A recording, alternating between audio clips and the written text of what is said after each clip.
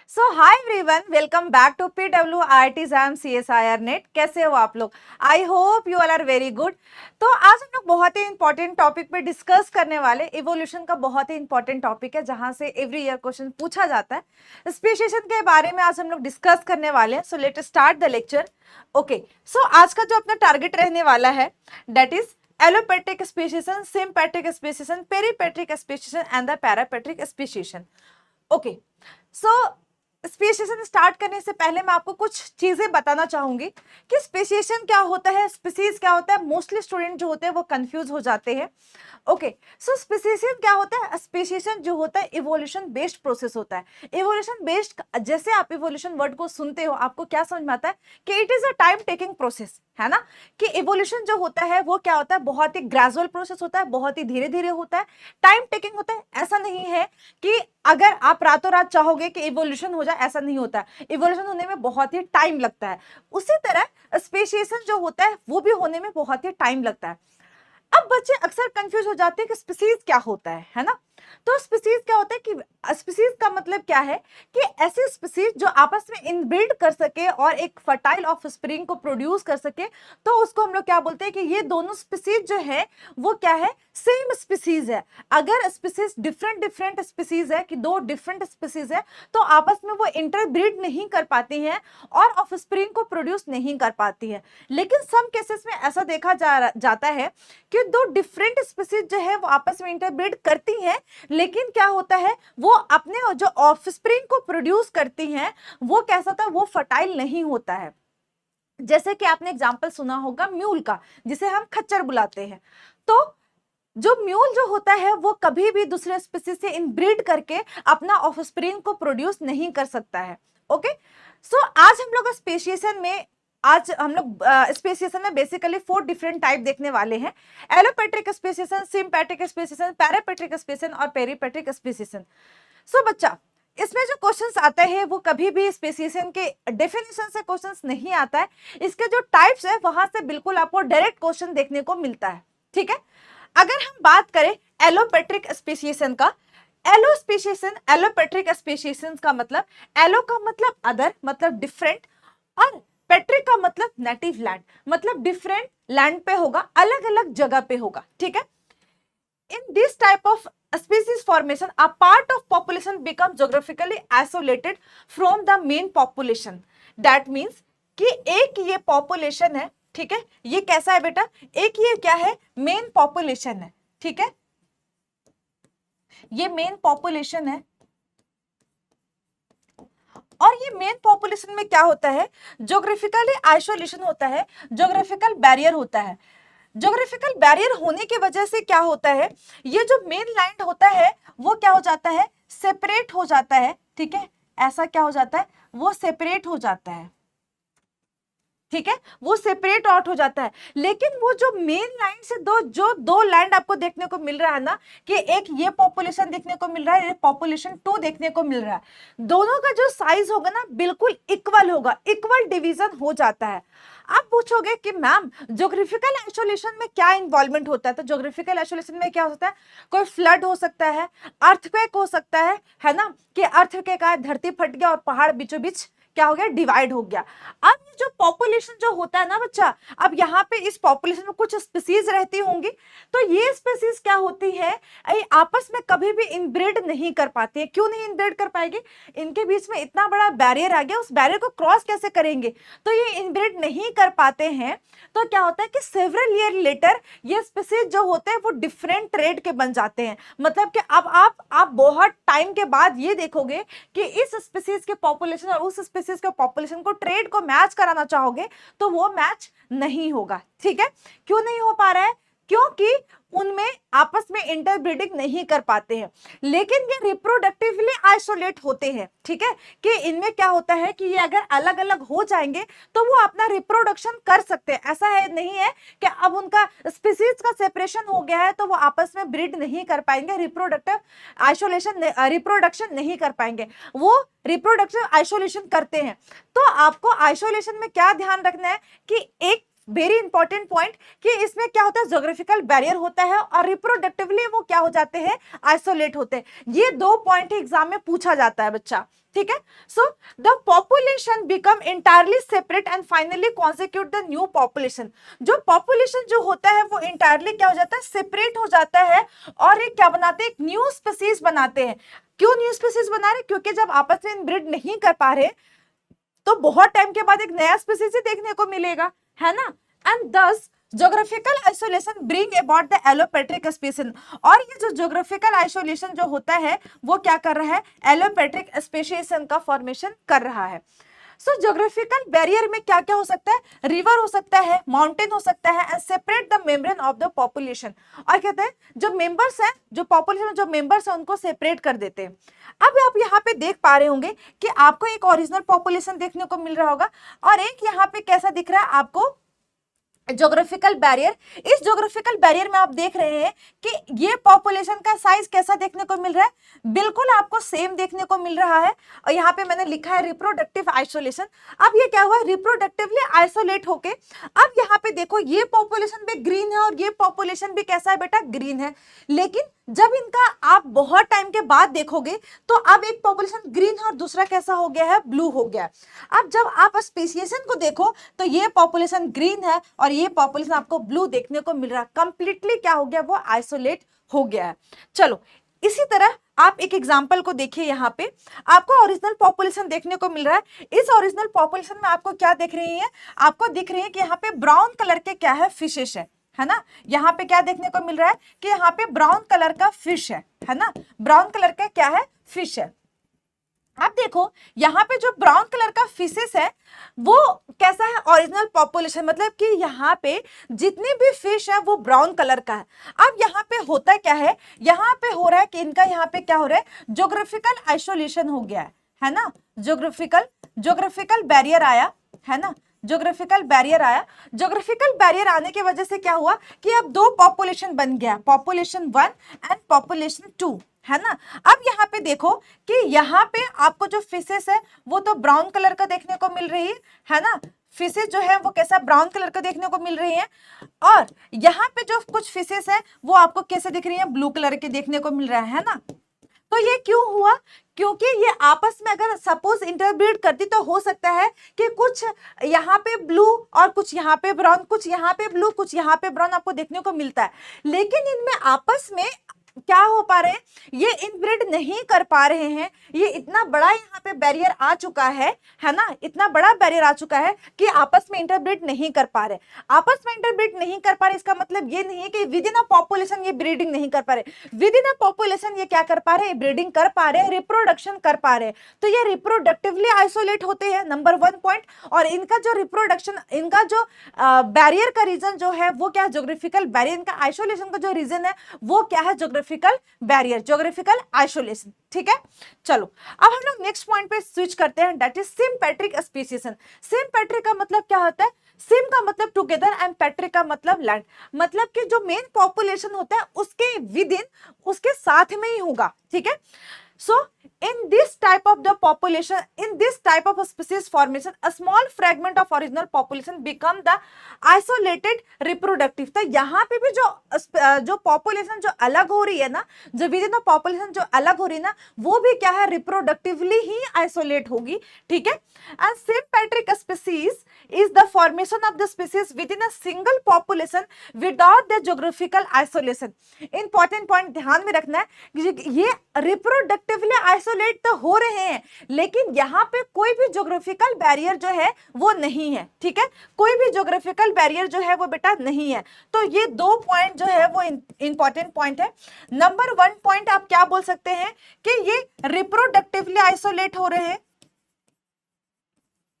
Reproductively isolate हो रहे हैं, है ना। और नंबर 2 पॉइंट यहां पे क्या बोलेंगे, विदाउट ज्योग्राफिकल,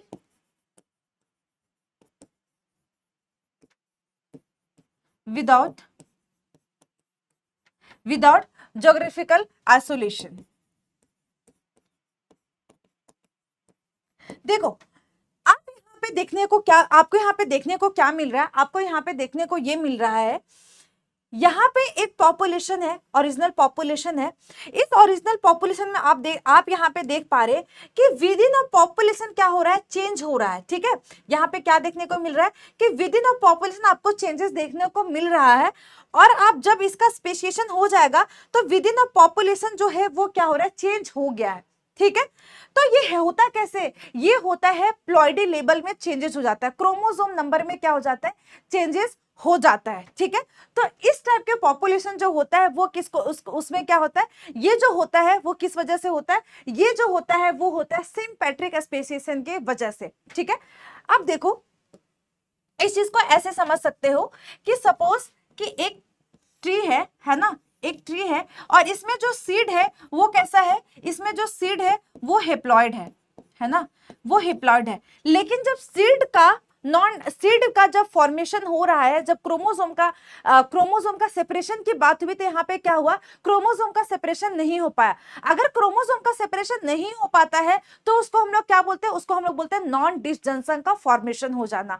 तो नॉन डिसजंक्शन का फॉर्मेशन हो जाने का मतलब ये बोल सकते हैं कि अब यहाँ पे क्या हो सकता है कि यहाँ पे टेट्राप्लॉइड का फॉर्मेशन हो गया।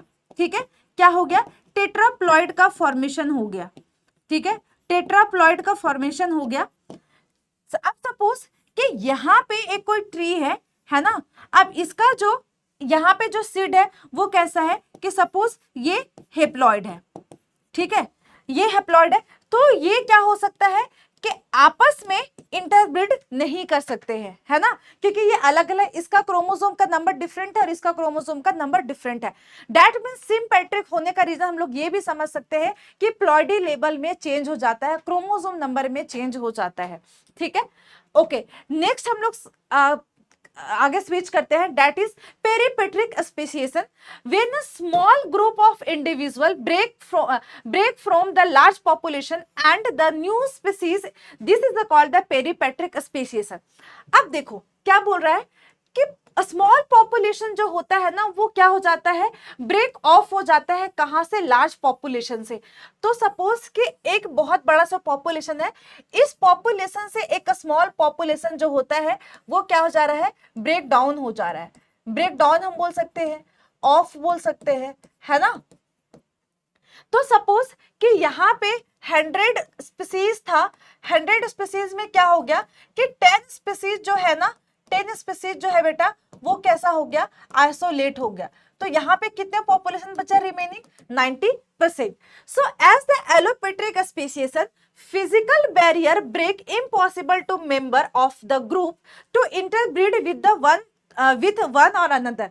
ये कह रहा है कि एलोपेट्रिक स्पेसिएशन में क्या हो रहा है कि दो स्पीसीज के बीच में जो बैरियर आ रहा है उसके वजह से दो स्पीसीज जो है वो आपस में इनब्रीडिंग नहीं कर पा रहे हैं। ठीक है, अब देखो the main difference between the allopatric speciation and peripatric speciation is that in a peripatric speciation one group is the much smaller than the other.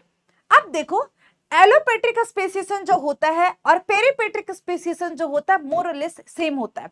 दोनों में ज्योग्राफिकल आइसोलेशन होता है, दोनों में रिप्रोडक्टिव आइसोलेशन होता है, लेकिन रीजन क्या है, एलोपेट्रिक में जब मेन लैंड का सेपरेशन होता है तो दोनों का जो दो पॉपुलेशन बनते हैं दोनों का साइज जो होता है वो कैसा होता है, सेम होता है।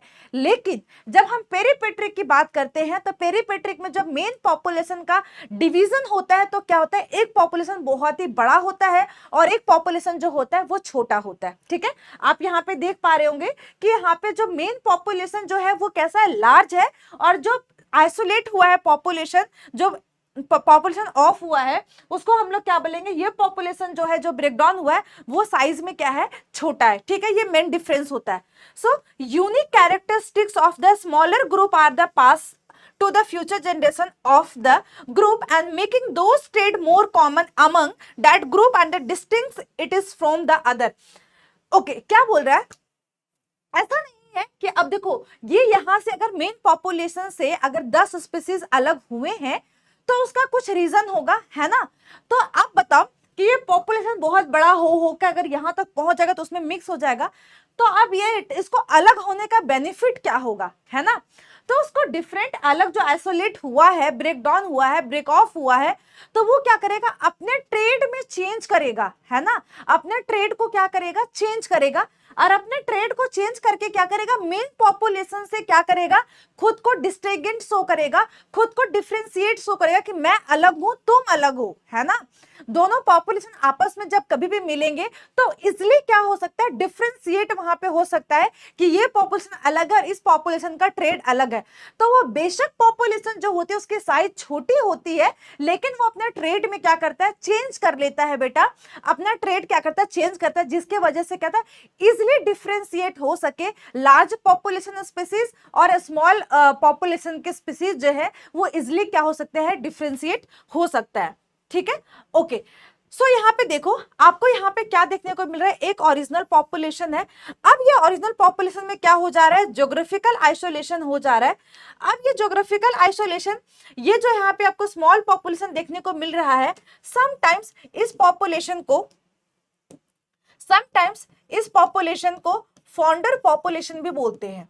ठीक है, इसको फाउंडर पॉपुलेशन भी बोलते हैं। तो कभी इस टाइप के भी क्वेश्चन आपको देखने को मिले तो आप कंफ्यूज मत होना, ठीक है। इसको हम लोग क्या बोलते हैं, फाउंडर पॉपुलेशन भी बोलते हैं।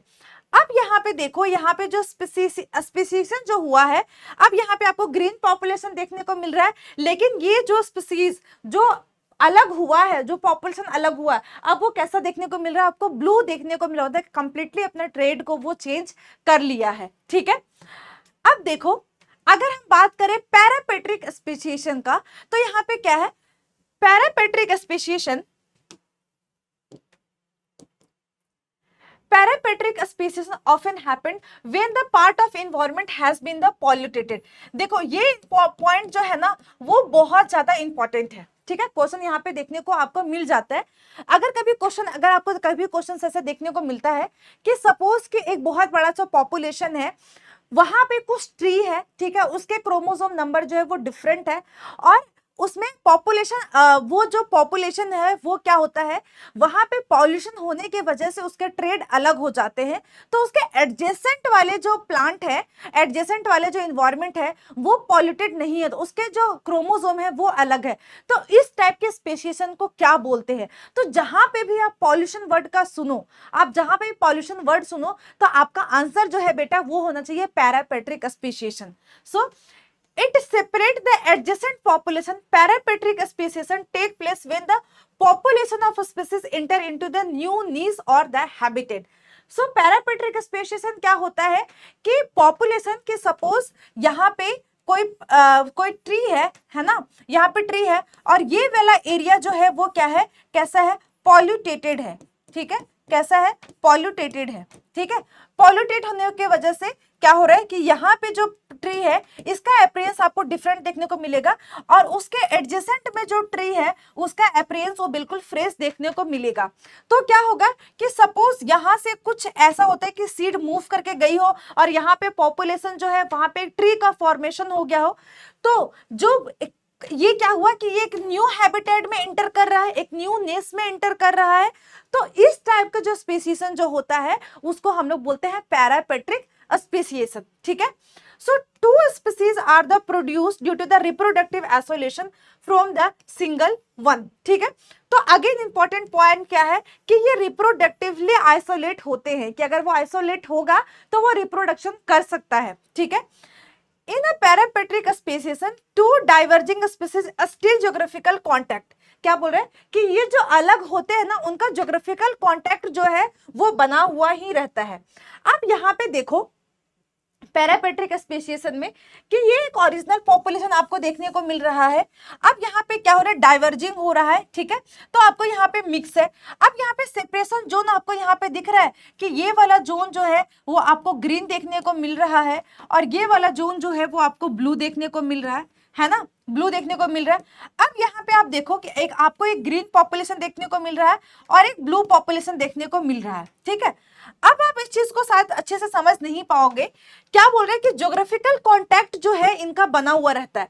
अब यहाँ पे आपको अगर आप अच्छे से देख पा रहे होंगे, ये जो एडजेसेंट हैबिटेट है तो ये ग्रीन पॉपुलेशन है ना, और यहाँ पे देखो एक और जो पॉपुलेशन जो यहाँ पे बना है, तो इनके बीच में क्या होता है, ये ओवरलैप करते हैं कि एक ऐसा स्पीसीज है और एक ऐसा है, तो ये वाला एरिया कैसा होगा, ये वाला एरिया ओवरलैपिंग होगा,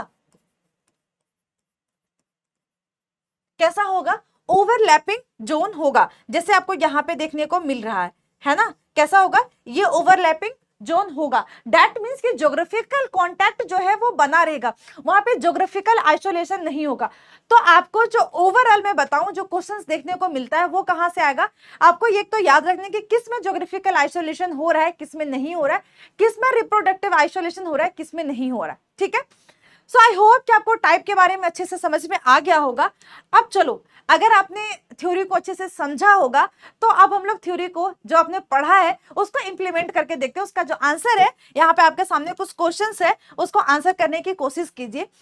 A species of grass grow around the mine area having the patches of the heavy metals contaminated of the soil of the population of this species grow selectively on the soil that has been contaminated with the heavy metals over the period through the tolerance and non-tolerance grass population where the continuously distributed and the not separated by the, देखो यहाँ पे क्या लिखा, not separated by the geographical barrier. तो अभी हमने last में जो हम लोग पैरापेट्रिक पढ़ा वहां पे हमने यही पॉइंट पढ़ा ना कि वहां पे ज्योग्राफिकल आइसोलेशन नहीं हो रहा है, ठीक है। तो आपका इस पूरे इतने बड़ा क्वेश्चंस आपने देखा, आप देख के घबरा जाओगे, पार्ट सी का क्वेश्चंस रहेगा आपका, लेकिन आपने अगर ध्यान से पढ़ा होगा, क्योंकि मैंने ध्यान से बताया कि बेटा आपको जो याद करके रखना है वो यही याद करके रखना है कि आपको ज्योग्राफिकल आइसोलेशन कहाँ पे हो रहा है, रिप्रोडक्टिव आइसोलेशन कहाँ पे हो रहा है, ये पॉइंट आपको ध्यान में रहेगा तो आप इसलिए क्वेश्चन को सॉल्व कर पाओगे। तो यहाँ पे क्या लिखा, not separated by geographical barrier, हमने लास्ट में क्या पढ़ा था, पैरापेट्रिक पढ़ा था। सो they are the evenly involve the different flowering time and become the different species, what kind of species would you call this। तो इसको हम लोग क्या बोलेंगे, इसको हम लोग सिंपल बोल सकते हैं कि ये पैरापेट्रिक स्पीसीज है ना। एलोपेट्रिक में तो ज्योग्राफिकल आइसोलेशन होता है, सिम्पेट्रिक में प्लॉइडी लेवल में चेंजेस होता है, बॉटनलिक हमने ऐसा कुछ तो पढ़ा ही नहीं, ठीक है। आंसर देखो कितना इजिली निकल के आ जाता है। अब देखो नेक्स्ट क्वेश्चन जो है, two population of this squirrel evolve across the two regions separated in the large geographical barrier। Again देखो आपको सिर्फ ज्योग्राफिकल बैरियर ध्यान है तो आपका क्वेश्चन जो है वो निकल जाएगा। यहाँ पे क्या बोल रहा है कि ज्योग्राफिकल बैरियर जो है, ज्योग्राफिकल बैरियर के वजह से क्या हो रहा है, स्क्वायरल का जो पॉपुलेशन है वो सेपरेट आउट हो जा रहा है along द पीरियड एंड दस पॉपुलर रिप्रोडक्टिवली, और पॉपुलेशन जो है वो क्या करती है, खुद में रिप्रोड्यूस कर सकती है, geographically isolated from the each other, this is a example of. तो ये किसका एग्जाम्पल है, जो ज्योग्राफिकली आइसोलेट हो जा रहे, पॉपुलेशन ज्योग्राफिकली आइसोलेट हो जा रहा है, इस टाइप की जो पॉपुलेशन है उसको क्या हम लोग एलोपेट्रिक बोल रहे थे, है ना। सिम्पेट्रिक में प्लॉइडी, एनाजेनेसिस टाइप का हमने कुछ पढ़ा नहीं, आर्टिफिशियल स्पीसीज हमने कुछ पढ़ा नहीं, ठीक है। तो आप अगर सिम्पेट्रिक में और एलोपेट्रिक में आप इजिली डिफ्रेंशिएट कर पाते कि एलोपेट्रिक में, सिम्पेट्रिक में मैम ने ज्योग्राफिकल आइसोलेशन जैसा कुछ बताया ही नहीं था, ज्योग्राफिकल आइसोलेशन हमने सिर्फ और सिर्फ किस में पढ़ा था, सिर्फ और सिर्फ एलोपेट्रिक स्पेसिएशन में ही हमने पढ़ा था, ठीक है। चलो, तो आपने थ्योरी भी पढ़ लिया, आपने क्वेश्चंस भी देख लिया कि किस टाइप के क्वेश्चंस आते हैं। बस बेटा इसी तरह हम लोग पढ़ते रहेंगे, है ना। So thank you so much watching this session, हम लोग मिलते हैं जल्दी नेक्स्ट सेशन में। Thank you so much.